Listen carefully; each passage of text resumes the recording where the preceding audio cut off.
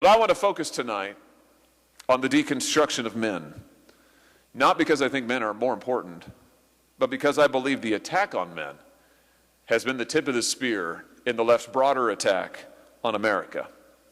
And because this attack, the attack on men, is already far advanced. But even as I describe the danger, there is cause for hope. For while the left's assault on manhood has been sharp and prolonged, it has not yet succeeded. And we must make it our business as conservatives to see that it does not succeed.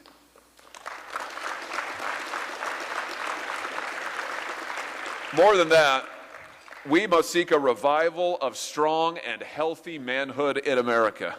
We need men who will shoulder responsibility, men who will start and provide for families, men who will enter the covenant of marriage and then honor it. We need men to raise up sons and daughters after them, to pass on the great truths of our history and our culture, to defend liberty, to share in the noble work of self-government. We need the kind of men who make republics possible. And it's not too much to say that our ability to get those kinds of men, those kinds of citizens, will determine the success of our long experiment in liberty.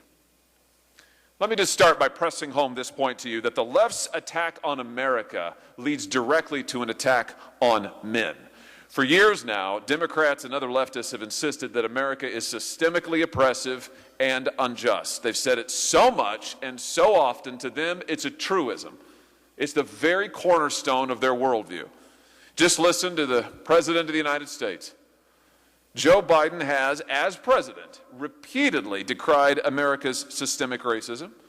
His administration has loudly called for a new gender equity agenda to right the structural injustices of our society.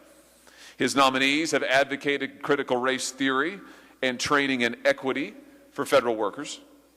This past week, the administration celebrated the introduction of an X gender marker on American passports. Did you see this? X meaning neither male nor female, just so you're keeping up. All of this points to how important the deconstructionist agenda is for Team Biden and for the American left. I mean, you think about it. Inflation may be rampant. Store shelves are bare. It costs $100 to fill up a minivan in America, but the administration will not be deterred from focusing on the important issues. They are laser focused on exposing just how bad America is. That's their top priority.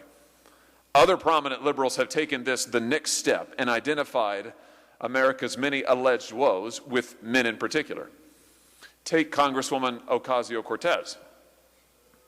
White supremacy and patriarchy are linked in a lot of ways, she says, meaning that America's systemic racism is a systemic problem with men. Author John Stoltenberg writes that talking about healthy masculinity is like talking about healthy cancer. Professor Susanna Walters of Northeastern University says it seems logical to hate men unless they pledge to vote for feminist women only and don't run for office. Now, this line of thinking, I have to tell you, it's hardly new. As I'm sure you know, the critical theory of deconstruction runs back to mid-century intellectuals like Jacques Derrida and Herbert Marcuse, and farther back to the Frankfurt School of the 1930s, and back farther still to Marx.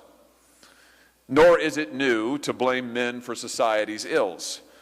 You know, Marcuse is particularly interesting in this regard. He was one of the leading lights of the 1960s counterculture. And he thought that Marx was right to call American society oppressive, but wrong, or to call Western society oppressive, but wrong to see that that oppression was principally economic. That was Marx's mistake. No, the really oppressive thing about American society, according to Marcuse, was culture. And while Marx pinned his hopes on the working class, the proletariat, working class men really in particular, Marcuse saw those same men as the problem.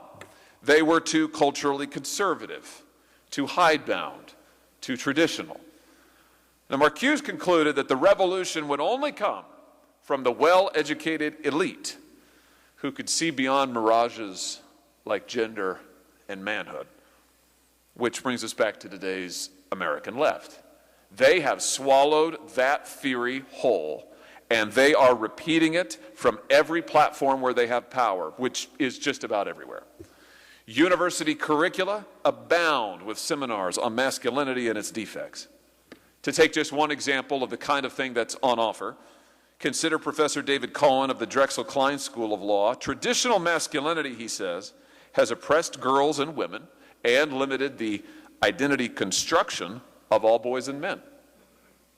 Seminar at Williams College, which is called Performing Masculinity in Global Popular Culture, asks, why must masculinity be the purview of males at all?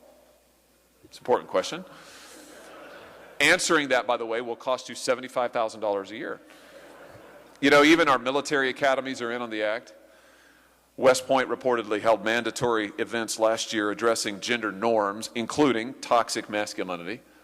One cadet said afterward, I'm being taught how not to be a man. And men are getting the message. They are leaving higher education in record numbers. I suspect you've seen the Wall Street Journal's recent reporting on just this issue. Women now make up 60% of college students, men 40%. Experts predict a 2-to-1 ratio soon, sped along by the pandemic.